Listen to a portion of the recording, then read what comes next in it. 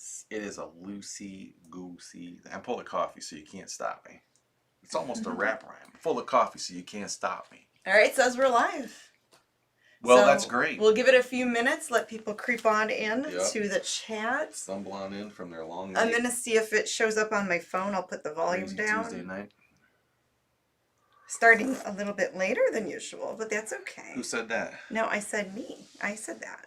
Later. That's me, because usually we start at 10. Oh. That's why I said that. Doesn't matter. It is what it is. It is what it is. It's free entertainment. No, we're on there. Okay. Cool. So, I always take care of the stuff that pays first, and then, well, I guess this does pay a little bit. It does from time to time. Yeah. Well, you must be serious. You got your pen behind your ear, so let's get things started. I'm ready to go. That means I've got my pen. That means I'm ready to work. All right. So, hey, based on that, hey everybody, welcome to another episode of Living the Scream. The behind the scenes of the Mummy and the Monkey. We are resellers by day. We're horror hosts by night. Ooh. So this podcast talks about both aspects of our lives. That's right. And I'm Janet, the Mummy. And I'm James, the Monkey. Yeah. And what? What else? What are we talking about? We're going to talk about, for this first half, we're going to talk about reselling and eBay. Yeah, because we do that, like we said, resellers by day. That's mostly our day jobs. There's about maybe 100% her job and about my day job, about, I'd say, almost 60% at least. Probably 90% my job, and then the other 10% would probably be like the Mummy and the Monkey merchandise. Well, that's a whole, yeah. That's like if too. we sell a T-shirt or a DVD or something, I would handle stuff still, like that. That's still selling stuff. It is. It's still part of selling, yeah. And we're always doing something. If you're watching this later, that's okay too. We're pretty much just. It's fine. Please, it's okay. Don't worry about it if you're watching later. We won't hold it against you. Yeah, if you don't catch this live, that's okay, but you can hit subscribe and click the little bell so that way you get reminders or notifications when we upload something or go live. All right, yeah, so I got my coffee still going here. That's how early it is. Well, I probably shouldn't, but... See, I'm all coffeeed out. I was getting jittery. I'm getting there. I gotta switch to water. The jitters are kicking in. But all right, so what's on the agenda for reselling? What are we talking about? So we were like listing machines the other day. We were watching movies, watching TV while setting up little listing stations in the living room. And that's the fun part of this whole gig too. Yeah. Is the fact that you can like have the TV on in the background and watch whatever you want pretty much. And usually we watch other reseller videos when we do this. Mm-hmm. It's good because, you know, you learn obviously about what to buy, what not to buy, how to massage your eBay business or anything you do with reselling, whatever platform you resell on. We listen to multiple philosophies on different platforms and whatnot. Different YouTubers, different podcasts, things like that. And some of them go on adventures. It has very little to do with reselling, but they do resell somewhere in between. Yeah. But it's fun. Yeah. And sometimes we watch monster movies and things like that, or for other horror hosts, like Creature Features. We like to watch them on YouTube. Right. So we were like the other day we were just like listing, just putting the time into it because we have stuff piled up from the past couple thrift store trips. I got a couple years worth of stuff I need to go through. Well, maybe even more than a couple years. I always offer to help you list. But I have the squirrel. See, what's weird is that you love squirrels, right? She feeds the squirrels outside of our house with peanuts. I do love the squirrels. And you don't mind them hoarding away nuts and twigs and whatever they need for the winter years or for the lean parts of the year. That's how I think I do, but I do it unconsciously or unconsciously. I do everything unconsciously, but subconsciously. I mean, I think, and I haven't always been this way my whole life, but it doesn't hurt because during the height of the last part of the early part of the pandemic, when we weren't outsourcing, I just reach into a pile of junk and start listening. It was great. Yeah, like last year when for 2 months a lot of the thrift stores were closed. Mm-hmm. Or people didn't even want to go out. We didn't really want to go out much during that time. We had a lot of stuff piled up here, so we were shopping the house, and then we were contacting people that we know that usually run estate sales or they have a shop.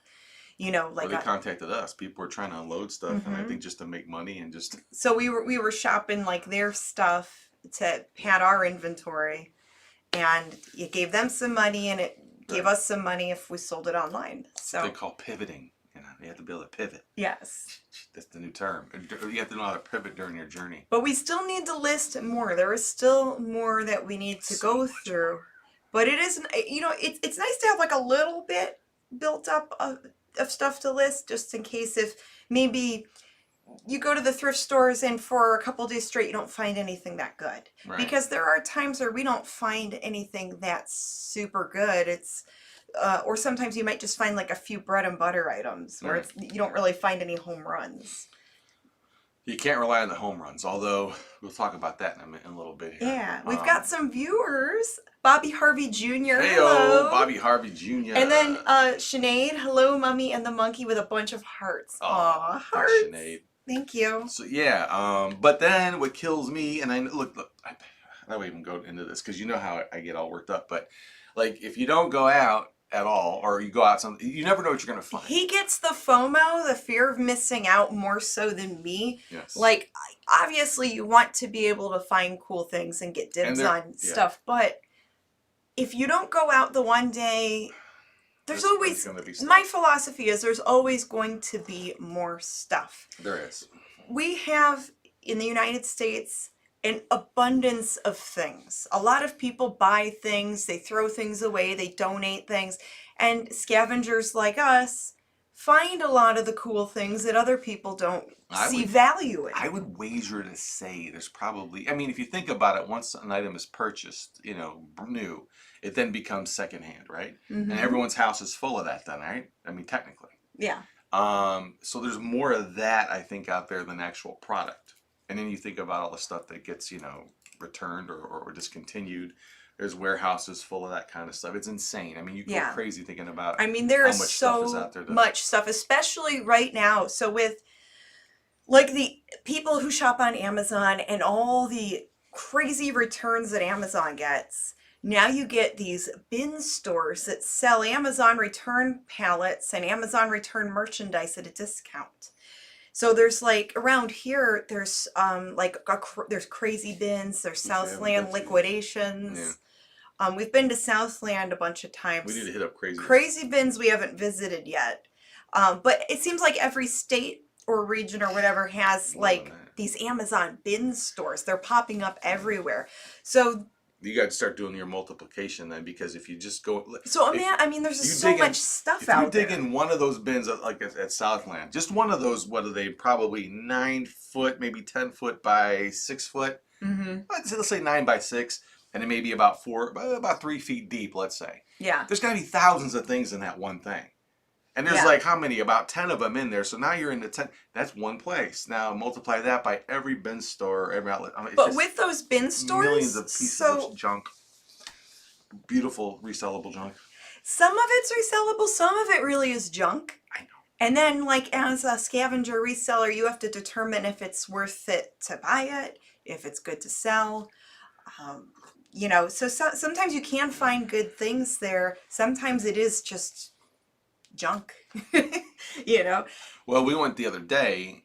We won't say where we went, but we went to one of those bin type of store. We won't say which one. And everything there was like about $5, you know, a piece. Whatever you bought in this bin, for each piece, they wanted $5 a piece. Which isn't bad if they had stuff. If they had stuff that was. See some other resellers will go and they'll like they have like brand new. Now again, whether they work or not, that could be a different thing. But technically, if they're good and they're just returns or they're overstock, I mean, these are items that, you know, if you could sell them for at least, let's say they were $5 that day. Yeah. And if you could resell them for like $20, I mean, you buy 5 of these things, you spend $25, and if you make, you know, what's 20 times $100? You know, you've made $75, right? We took video of that particular store, so I may or may not share that on YouTube one day. But the point is, I have to look through the footage. When you're looking through stuff that's not even worth $5, what are you gonna do? Like, I mean, you can't buy anything, really. In that case, the prices were too high, and we didn't really find a lot worth reselling there.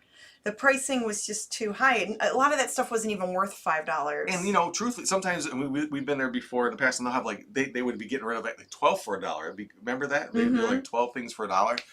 But even the time we went just recently, there wasn't anything in there worth $5. So even if you bought it for like a dime a piece, Yeah. you know, it's just not. It just was not worth it. Well, the shipping would kill the sale. I mean, if you're selling, you can't sell something for $5 on eBay. It just would not make sense. Anyway, it wouldn't make sense. It's it like was, common sense stuff. Like, no, that's not worth $5. I did find a Dungeons and Dragons sort of supplemental, you know, newer like a book. They've sold for $25, so I bought that for $5. And a Pokemon plastic, you know, the ball. You all know what a Pokemon ball is. I bought a cat toy that he found.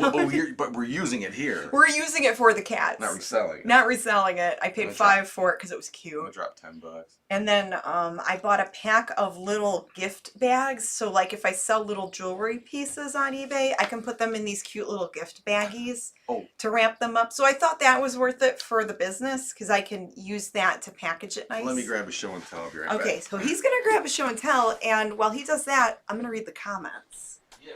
Bobby Harvey Jr. says, I saw the promotion picture of Grimm relaxed on the couch for this week's movie. Yeah, thank you, Bobby. And it's funny, that picture that was taken at a haunted house in one of their rooms, and that couch looked really gross, like rats were living in there. And Grimm was sitting in that. And I just thought that'd be a funny, like, promotional picture because it's such a gross looking couch. Virtual Vicky, hello there. Oh, I have thought about getting one of those mystery boxes. Oh, like if you buy a mystery box online from a seller or from an Amazon thing? I'm not sure which one you're referring to, but yeah, there are websites that sell mystery boxes. I think ThredUp. Mystery pallets, you know about Quark Cube. Maybe like those returns, yeah, like a crate or something. And are they talking about like a mystery box, which I think eBay? I don't know. That's what I'm asking. Or a pallet where you don't know what's in it. That's what I'm asking. Well, yeah, I think it was talking about pallets. We're talking about pallets.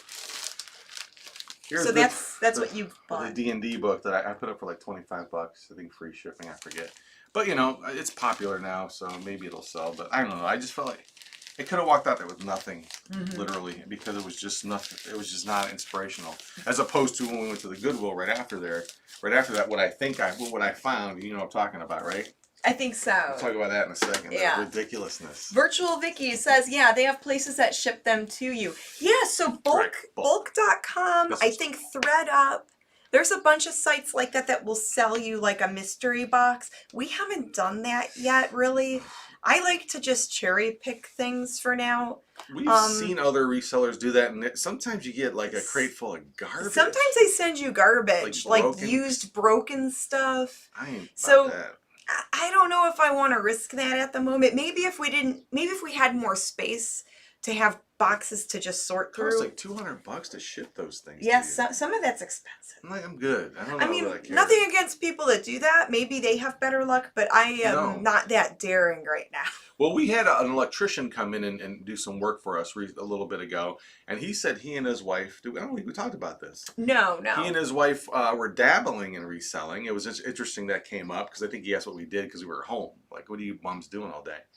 And we told him that we worked. I know. I'm joking. Home. I'm joking. Jeez. And I told him that I'm being, you know, I'm trying to not be, you know, that like literal. It's just more fun and creative, and yeah, I hear you. Talk that way. Anyway, so we explained what we did. We do reselling and stuff, and that was the main of it. And he was like, "Whoa, you guys just make a living doing that?" Like, pretty much, yeah.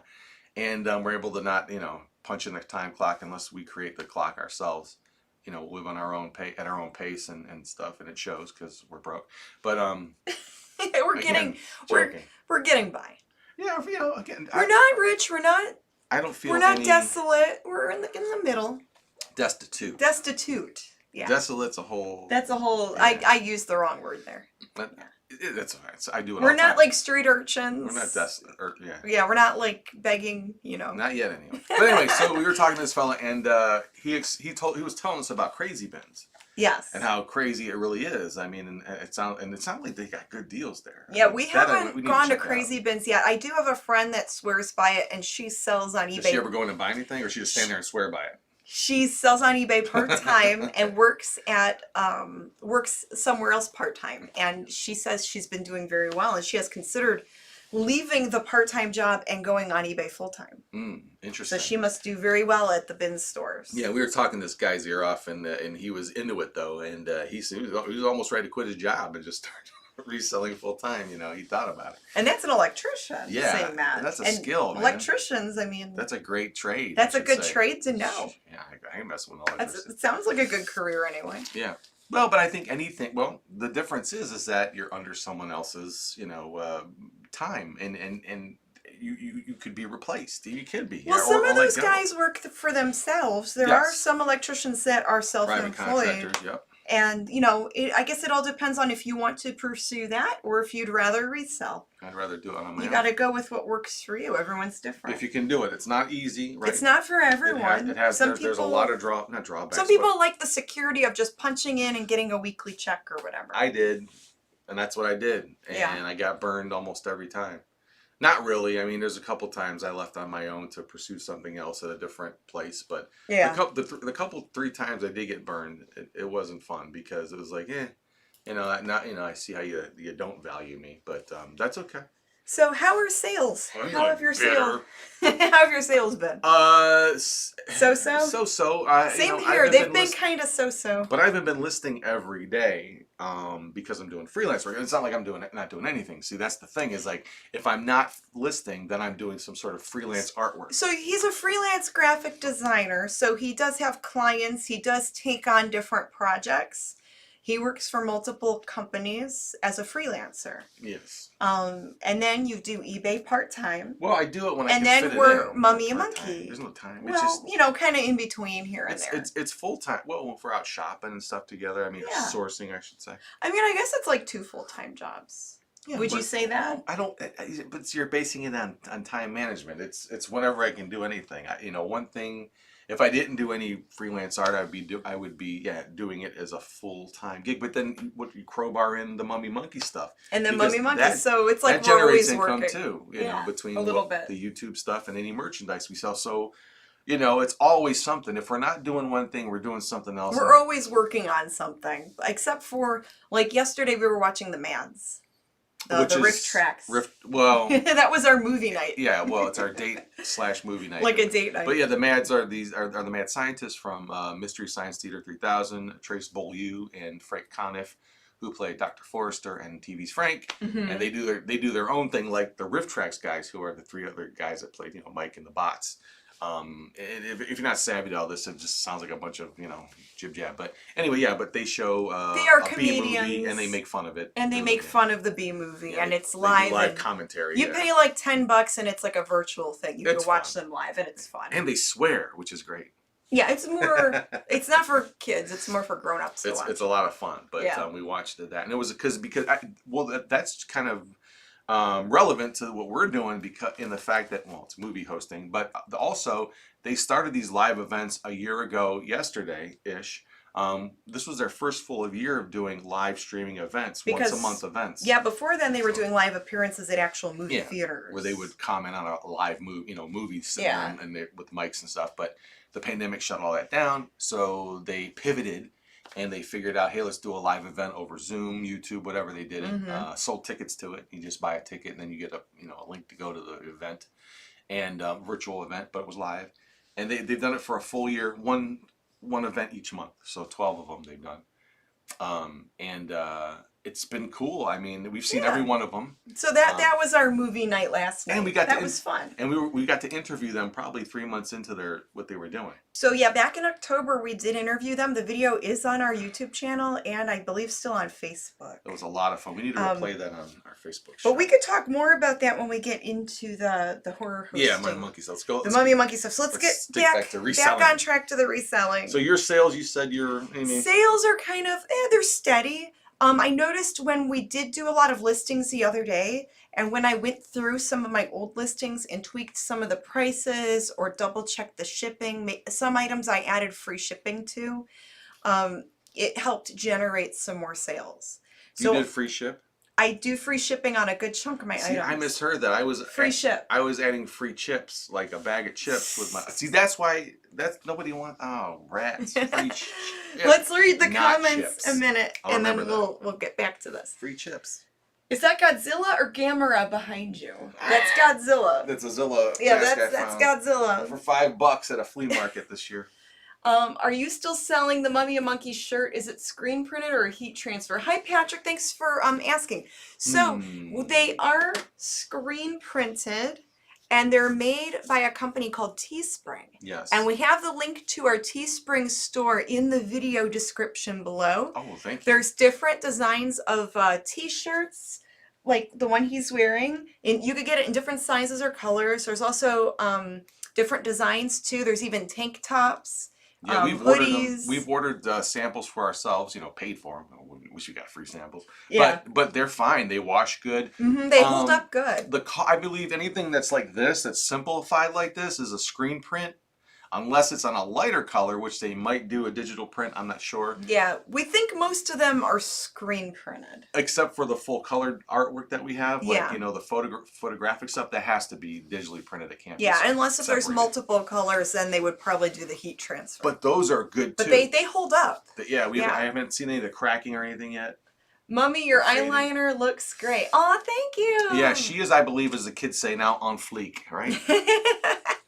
They still saying that, the kids? Well, here's some TMI. I was walking outside in the backyard with Louie this morning. Mm-hmm. And I got bit up by mosquitoes, and I think they bit my face. I had like all these red blotches, and my face was itching. I had to put on a lot of makeup to cover up the red blotches. See, that would be an improvement for me if something bit my face. I have a bite here on my arm. I've got like some of my Maybe the mosquitoes suck some of the ugly out of my face. The mosquitoes like me too much. I don't like them. Rift Tracks is free on Pluto TV, says Sinead. There's some stuff on Rift Tracks on there. We're not getting into Rift Tracks talk, but yeah, that's okay. Let's keep on to customer complaints. Did you have customer complaints? I still have people, complaints? Or returns? Do you have any weird customer stories you want to share? Weird, I keep getting an email from a fella who wants a photograph of an old warplane, which I feel bad because it's the same message all the time. I have it up for like $75. It's a pretty good one. It's like one of those old World War II planes with the girl art on the side, the pinup girl art on the side. Oh, black and white photo. Yeah. It's small too, it's not very big. Those are cool. But people love these things. I bought a bag of them for like $25 at a thrift store a little bit ago. I haven't sold one yet because I have them up for crazy prices each. I might take them all down and do them as an auction lot, start at like $100. We'll see. But this guy's like, would you take 40 for it? No, this would have to include sales tax and shipping because I have kids to raise and to put in the college. I'm like, you're hearing their whole life story. I feel one for photo you. You're selling. I get you, but man, that's a little heavy. But it's like 3 or 4 times the same message. It's like I don't answer him back because I don't know what to say. I'm like, now I got to become the human calculator because he's asking specifically for it to be 40 done. You can't do that because with any online site, they add the tax in when you go to check out. Yeah, I could you don't factor in the sales tax. God forbid it's 6 cents over and the guy can't put his kid through college. I don't want to over be that 6 cents. You yeah. don't know. Or 25 or whatever the tax may be. Maybe a $2 or something. Whole, whether it could be true, but the whole guilt tripping a seller into that's no, I wouldn't. I would just ignore that too. Well, because we sell too much other stuff to even worry about that. Here's my thing. So I grew up dirt poor, and if I were looking at something online that I couldn't afford, I wouldn't buy it. Why would I message them and harp on them over the price? If I couldn't afford it, I wouldn't buy it. Sounds a little sus. I mean, maybe you should put that $40 into your kid's college. Maybe you can buy them books or part of a book or a page out of a book for $40. Yeah, what can you buy at college for $40? $40. Well, I'm just saying, whatever you can. College is so expensive. No. But he's gonna take 40 from the college fund and put it towards a photograph. No. You should take, if it's really that hard where you're coming from, buy your kids some food, anything. You should say that you should. Maybe not shop online and maybe save that for your kid. That $40 shouldn't come to me. It should go to your kids if they're, since they're that important, and they are. And the other thing, I just got a message this morning. It's some John Cena knitted skull cap. I've had people. It's the dumbest thing. I think I have it up for $12 or something ridiculous, maybe 15 at the most plus shipping.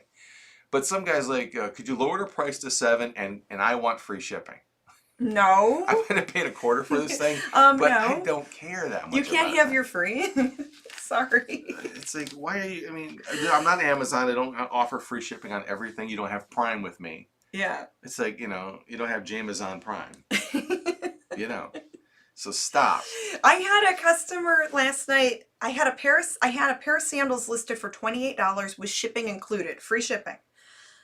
He asked if I would take $20 for the sandals, and I answered back politely, just saying I can't because my price includes the shipping. Yeah. So when you pay the $28, you don't have to pay extra for the shipping. That price includes the shipping cost. And I think I might have paid like $8 for the sandals, so I'm really not making a lot on that sale. I'm just making a little bit on it to flip it quick. Right. Can you hand me the sandals over there? Oh, you brought them. Oh, look at yeah, this. those are the Ooh, those are the sandals in question. I sold some Exhibit A right there. Yeah, and they're nice. They're like brand new. I'll buy them. How much you want for them? I mean, they're probably more at the store. They're probably like 30 or Can more. I get them for? Can I have them for 10 free ship? No, you can't. You're gonna charge me for putting them in my hands. Wow. I do have one Monster. open.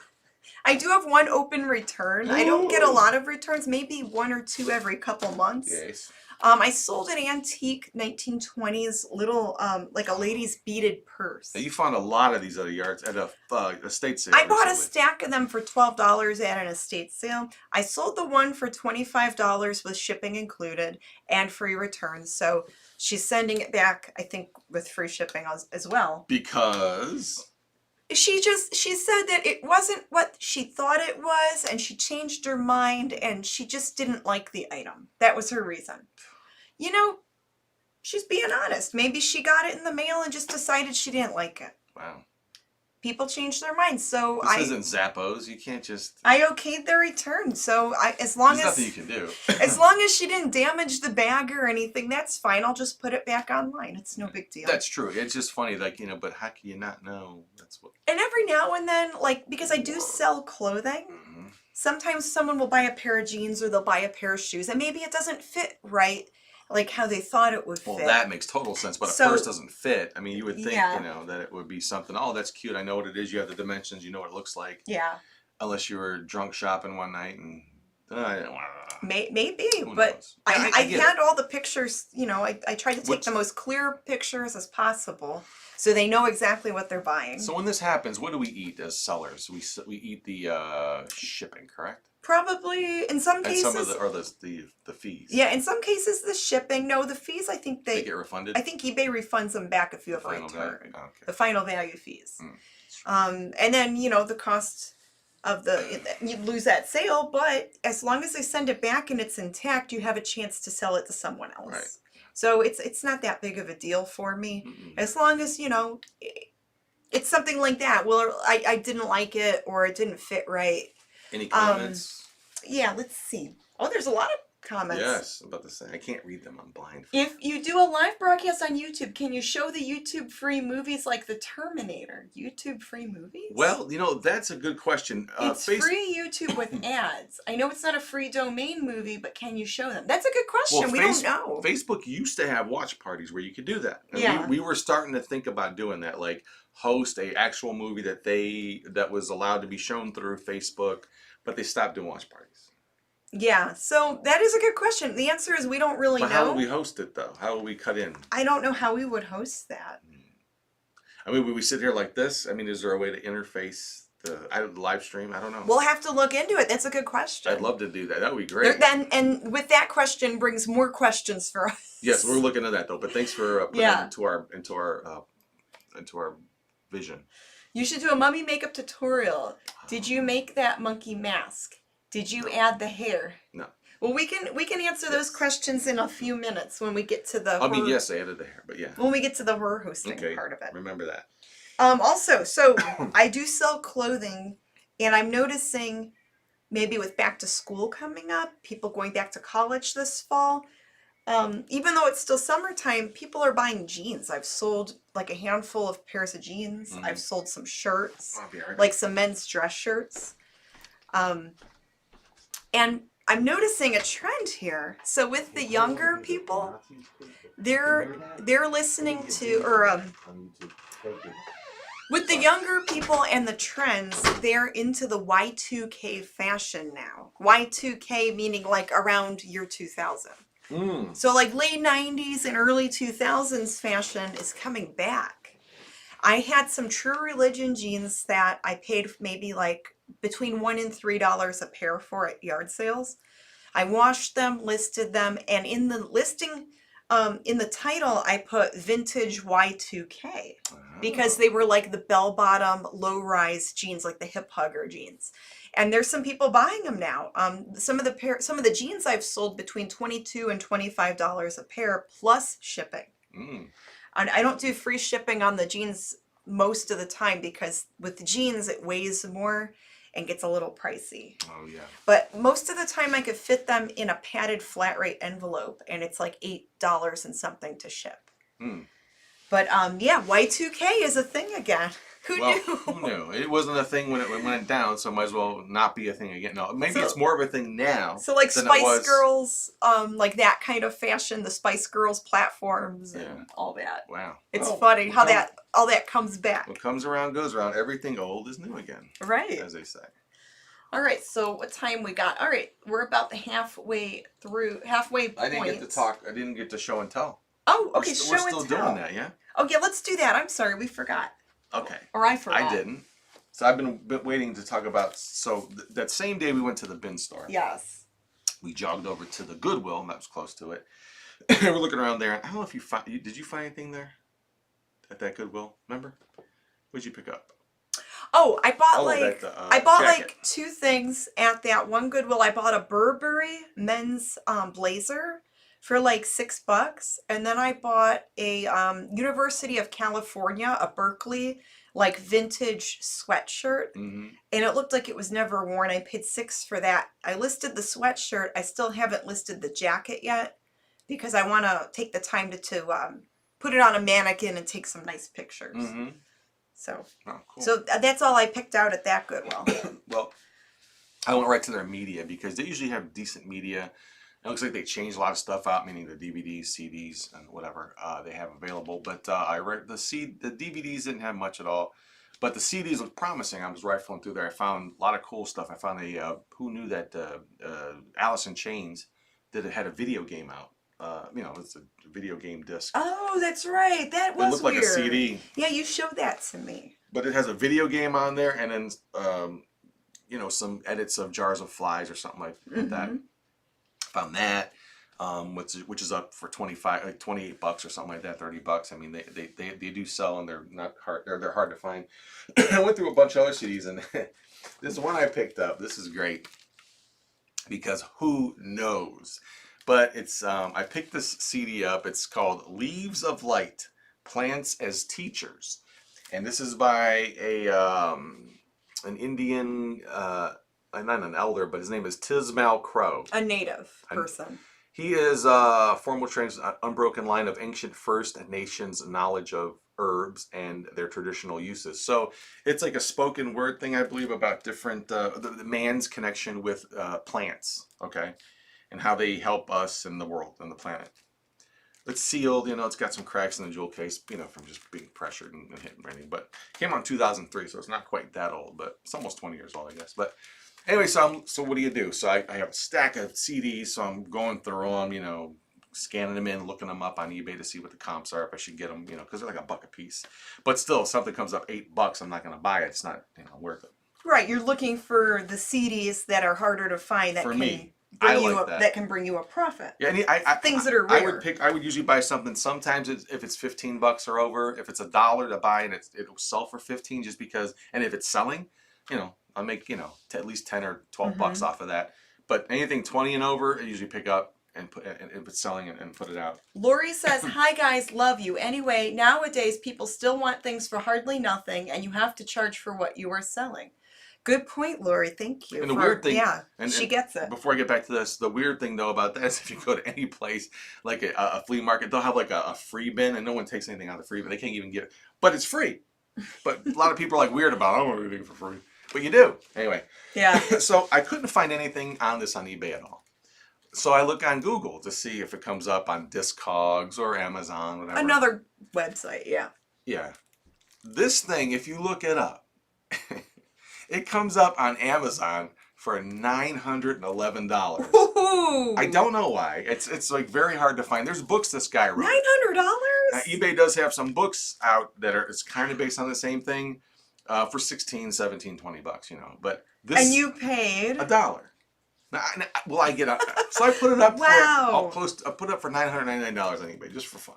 Because again, I got $1 into it. What do I have to lose? Because you never know. So you can wait on that, and that's something that you can just be patient on and wait just for let the it right sit there. offer. Well, this reminds me of the Dope, DOPE, a band named Dope. It's like a metal band. Yeah, from the early 2000s. I bought a bunch of CDs from them. I would almost put them up in a lot to sell them in a lot for like, I don't know, $75 or something like that, because they were all selling for about 15 or 20 piece. And I looked up, one of them was one that was very rare, and it was only sold at their concerts. And Amazon and eBay had they had copies of them for like between $500 and $600 each. Right? Wow. So I put that up. I think I wound up getting $300 or $400 for that CD that I paid $1 for. But speaking of that, and why I do this is because it does kind of pay off. I will take this gingerly out of the plastic. So this is a show and tell. This is a sold and tell now. Oh, that's sold? I did take the offer. Ooh, what'd that go for? So I pulled this out of yeah, tell the story. a different Goodwill we went to. This is a band named Blur. And boy, if you can find this laying around, or if you have this laying around, you might want to throw it up on eBay. It's a CD single, I believe. Or no, it's an album called Think Tank they put out.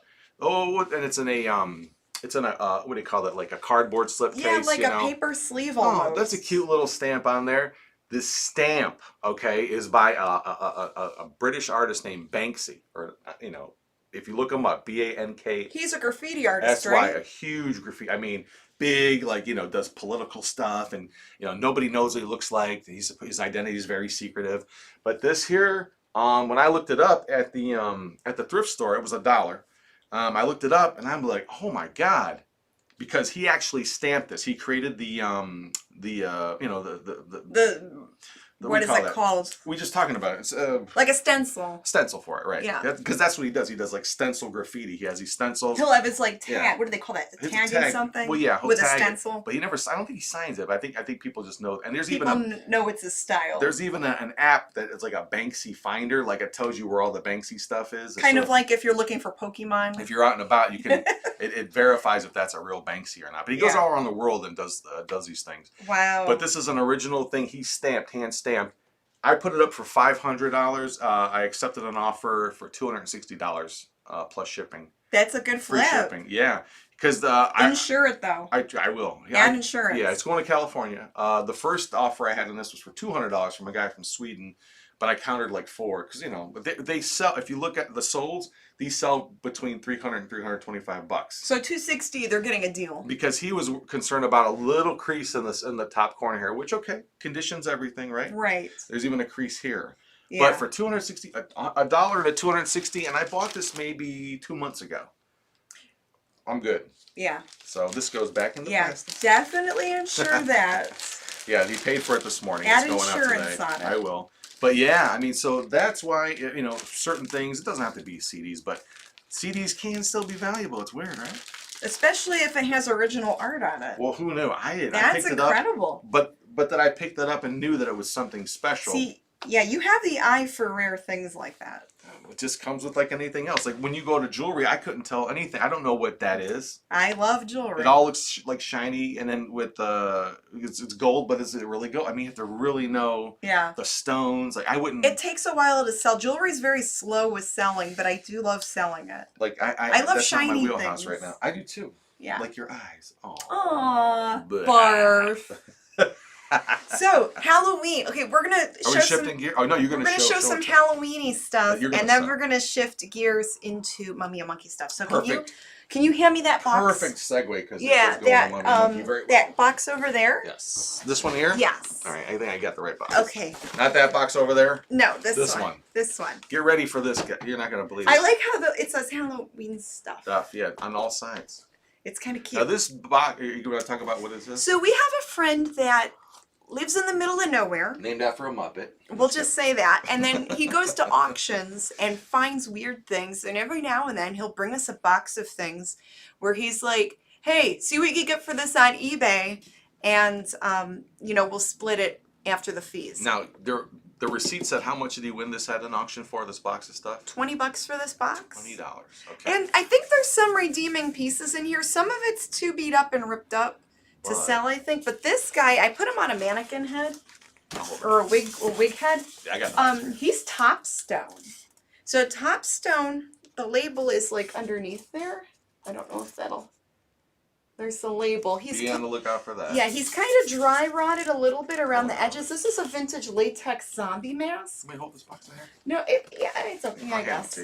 And And I think this guy might be worth $100. that's what you have him up for, right? Well, I didn't make the listing yet. I was gonna put him up for $120 plus shipping. That way I can discount it a little bit later if he doesn't sell. But I cannot find an exact match to this mask. It's a type of ghoul thing. He's like a ghoul, like a zombie, an undead creature. But he's cool. He's creepy He's cool. a cool ghoul. He's a cool ghoul. Let's talk about the other thing. So there's that guy. You want to talk about the And thing then, that well, you gotta look up? let's show these first. Okay. And then these are some best. creepy, like plastic, the masks with the string on the back. So look at this dude. That is the most frightening thing I've ever seen. His eyes really creep me out.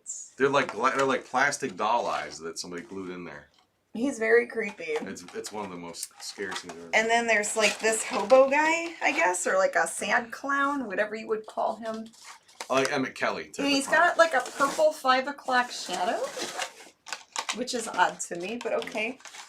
So yeah, there's some just weird. Hey, a bald guy putting on a bald cap. That's weird. I'm like Yucko the clown. Hey, how are ya? Oh, Yucko. Yikes. So yeah, there's a lot of stuff like that in there, and then there's one mask that was very questionable because this was the one that we thought we were gonna cash in big time. We thought, but we have. But here's the story. So if you look at this mask and look at the teeth, I mean, this looks like it's handmade. There's no markings. Yeah. There's no markings really on it except on the top here. There's like some sort of demonic. Some kind of weird glyph. symbol. Yeah, glyphs on there. Maybe even angelic. I don't know what that is. Yeah, we're not sure what that means. The person who brought us this box of masks thought it might have been made by the same guy who makes the Mushroom Head masks. Mushroom Head is a Cleveland-based metal band that they've been around since the 90s. They have a huge following here and nationwide. And the world. Yeah, they had some hits that did make it on national radio and Raindrops keep falling on my head. No, not that at all. That? Oh. No, they did not. And they are known for doing a special Halloween show every year in Cleveland. So Mushroom Head fans are really diehard. Yeah. Well, I did contact the gentleman that makes the masks for the band, and he said that this is not one that he made. It didn't sound like he was too happy about it. Yeah, he was probably like, why are you bothering me? Dude, it's totally not mine. So we know that this was not made by the mask maker of Mushroom Head. Right. But I'm thinking maybe like a fan made it. It's probably like a fan made thing. And it doesn't even look like any of the band members. No, but it could have been like a background thing, or it could have been an early piece the guy did. We don't know. I mean, Yeah, the fact is it's not marked, so how do you know? So when I list it, I'm just going to list it as just a regular latex horror demon mask. Yeah. And just see what those would go for, just like unmarked ones. Yeah. But now we know he is not. There's no Mushroom Head connection, unless maybe a Mushroom Head fan owned this. But yeah, and it was in the mask making. But yeah, but in the past, I mean, you've reunited people, artists with their pieces that they did in high school. So yeah, so I had a piece of art, and we did a video back in November about some art that I found at a Goodwill a long time ago that I was trying to sell. And then the actual artist contacted me on eBay and she said it had a lot of sentimental value and wanted it back. Didn't know it was even out of the family. She thought her brother had it or something, but the brother obviously donated it or something like that. And the story was legit. She was who she was. It yeah. was sentimental to her, so I did end up just mailing it back to her, and then in return she gave me like a t-shirt that she custom made. She's become quite established in the rock and roll community as an artist. And Patty Palazzo, yeah. she has done artwork for Duran Duran. Yes. And she has her own t-shirt company called Punk Masters, and she lives in Los Angeles. And they wear a lot of her shirts. I mean, she designs stuff for them. She designs stuff for them and other celebrities. So yeah, it was a legit thing. You know, she is a nice lady. So the crazy thing about that is you did send it to California, but it came back. Remember? Yeah. They had the wrong address or something. Something with the wrong address. I messed up on it. That thing traveled more than you did. And so I had to resend. It was like this whole weird thing. And it was during Christmas time when like the post office was like really slow. It was crazy. But it finally got to her and all was good. Yeah. All right. Any commentary before we get into the Mummy Just Monkey people stuff? saying hello. That's Hello. all. Hello, people. All right, so let's switch gears to the Mummy and the Monkey. Let's talk about that for a while. So we have to. And then we will wrap things up. Oh, so much more of a day to do. That's right. I got to. We're going to a service this evening for my scoutmaster from when I was in the Boy Scouts. His name was Sam Phi, Uncle Sam we used to call him.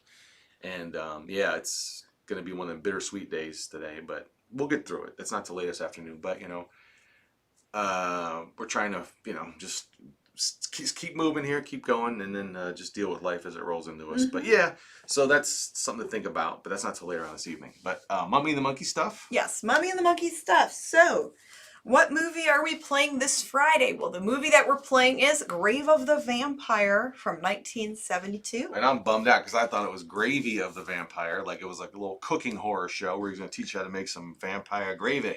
But nope, it's Grave of the Vampire. Grave of the Vampire. No fun. Boo. No. This is an in-color movie. It's in color, Technicolor. Starring the late, great, recently departed William Smith. William Smith, yeah. Not the guy from French Prince of Bel-Air. No. Not Will Smith. That's right. He's still there. Yeah, he's still with us. Yeah, good. William Smith. It's not like Humpty Hump.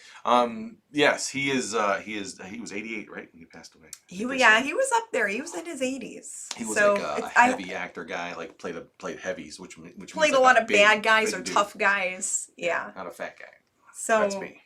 You know, we hope he lived a long life, a long full life, did. and enjoyed his life. 88's a long, 88's stretch. a good run. We just hope he enjoyed those 88 years. I'm sure he did. But yeah, but you recognize him if you don't recognize the name. If you saw a photo of him, you'd be like, oh, it's that guy. You know, he played a lot of movies. But anyway, he's in this movie, and it should be interesting. Who did 42nd Street Pete told me that this was written by? I can't remember who.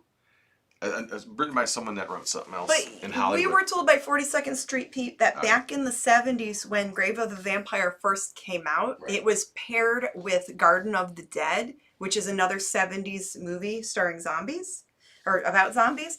And yeah, they would do it like a double feature at the theaters on 42nd Street. Maybe they should update this and have like an underground party thrown by a vampire called Rave of the Vampire. That might exist somewhere. Rave of the Vampire. I'm just thinking maybe they rhymes with Rave is a goofy name. Yeah. We have some comments. When are going to the next ComCon?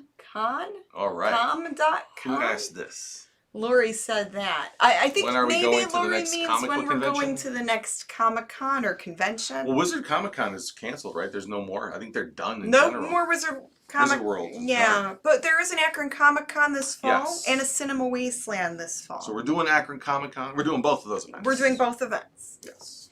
And then Mark Geary says, Conan's father and the best bare-knuckle fighter save for Philo Beto. Oh, okay. William Smith has had some good movies. He has. He was in a Clint Eastwood movie, I think, Any Which Way You Can, I think. And then Bobby says, the Emmett Kelly mask, I had that in the 80s and wore it at school. I volunteered for Halloween. Huh. And Moon Over Miami says, hello, everyone. Good morning. I love your Nice. Denny's dish. So good. Cool. Oh, it's Moon's Over My Hammy. Moon's Over My Hammy. My bad. I haven't been to Denny's in years, You're not but missing nothing. they're not that good. No In my offense, opinion, Denny's. anyway. No offense, Denny's. Maybe we should get Denny's one night and bring it and have it for our show. That'd be great. Breakfast for dinner. All right, what else? I don't know about Stuff's flying up there. All right. So what's next here? Yeah. So speaking of Comic Cons, we are getting appearances. We were asked by some people if we were going to attend another Comic Con. I think it's next month. Yes. So we're trying to get info on that to decide whether or not we will attend it. It is somewhere in Ohio. I don't know the exact location yet. Yeah, and the challenge. Go ahead. Oh, yeah, so we are getting asked to attend more events, but we're trying to. Well, you can. Well, the challenge is that we do our Friday night show live, right? Mm-hmm. And the challenge is that if we do a live show that night from we start around 9 o'clock, or we get everything. Well, we start way before that, but the show starts at 9:45, and we're driving from 9:45 to work 1 a.m. in the next morning. So, you got about 3.5 hours worth of stuff going on any Friday night. The hard thing is to get up the next day and then shoot off somewhere, for a 10 a.m. curtain call, or to be set up somewhere before that. Yeah, it's very difficult. Not to be prima donnas, because we're not. Because before the pandemic, we would run into this dilemma. So we would work Friday nights till, 1 in the morning. And it's hard to fall asleep right away if you've been working late like that. So the solution to this is to not do a show that Friday night and just do the convention that because Friday, Saturday, and Sunday, however. Because if there's a convention that starts Saturday morning, right. It's going to be so rough. It's difficult to get up early that morning and get everything ready for that show and then be on all day in character for the show. Exactly. Even if you set up the night, let's say the day before, technically, like if there's a Saturday show, you set up Friday, you still got to roll out of bed, get your A in gear. So if we do more of these shows, that means we'll have to take that. We'll have to take that Friday off prior, for that weekend. Right. Which is it's probably the smartest way to do it for us, for energy-wise. That way we can rest up, and then Saturday we're good and well rested to meet the fans in person. So it's like a little bit of a sacrifice, and not to be over dramatic about it, but so when we're at these shows, we're not half there. We're all the way there. Yeah, that way we're not like, oh, this sucks, I'm tired, I don't know if I can do and we want to be our best if we're making an appearance, yeah. a personal or a public appearance. To talk with people, you don't want to be tired and cranky around that. So our first one of the year is technically going to be the 1 day wasteland, right? Yeah. So our next appearance, our first appearance of 2020, except for in a year. Our first in appearance in a year. Except for in person appearance. Yeah. Is going to be the 1 day collectible show, the Cinema Wasteland 1 day collectible show. It's at the Holiday Inn in Strongsville, July 24th. So that's next weekend. Mm-hmm. So next Friday we will not have a show because we're going to be there all day Saturday, and it starts at 10 a.m. We'll probably set up the day before, right? I'll bet we do. I don't know that. I don't know if we can. We'll have to ask. If not, we'll be ready either way. But let's check the comments. Are you going to be at Cinema Wasteland in September? Yeah. No, Bobby. What, September? We're going to be at Cinema Wasteland in October. Which one is he talking about? There's another one? It's October 1st, 2nd, and 3rd. The first weekend of October. First weekend of October. Don't get it twisted.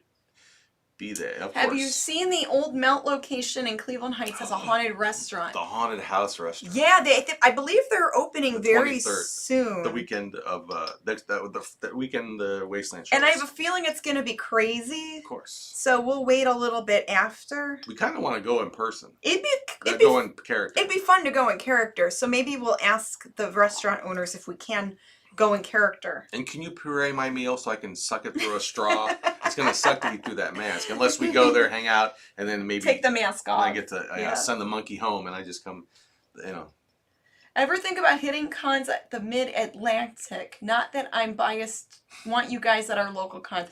I wonder how, okay, so you do Google Analytics, right? Now, do you want to talk about this law, or no, we don't talk about where we see? We can talk about Google Analytics. So we do appreciate that there's people down south and in Atlanta and in other places that want us to be there.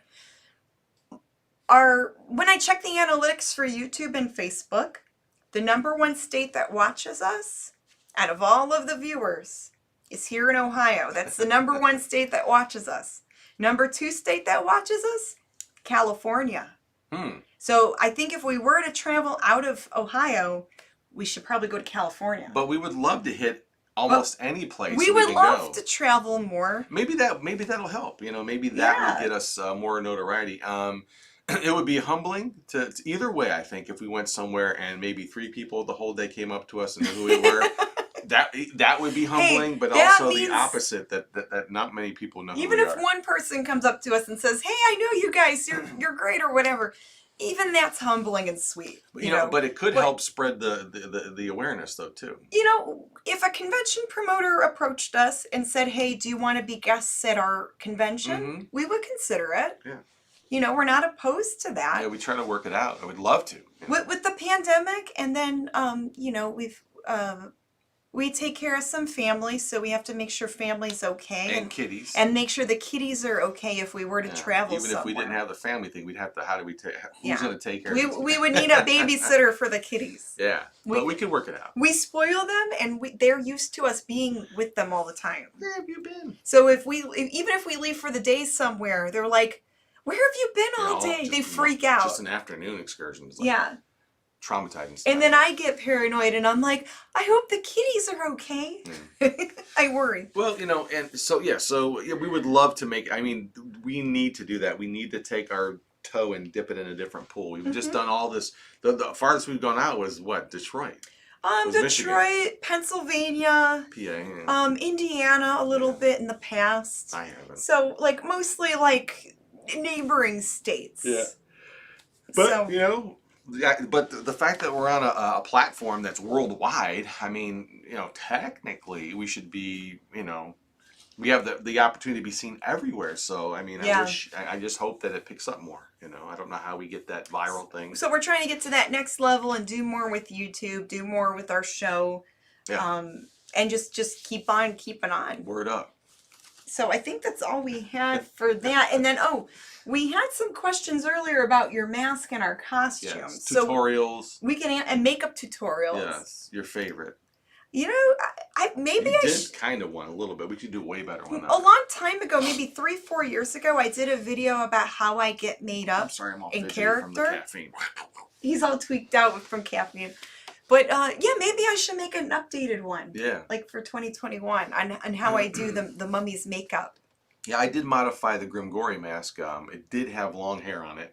But after I saw at least one other person out there and about, we went to a Horror Hound one year, and I had the long hair still going and a leather jacket, a white, like a t-shirt. I was trying to do the 50s greaser thing, but didn't even, I mean, I think I did initially do some sketches in my sketchbook about a fez-wearing monkey and maybe one with the pompadour, but I didn't have it going on at the time. But anyway, we went to this convention, Horror Hound one year, and early when we were first started doing MummyAndMonkey stuff.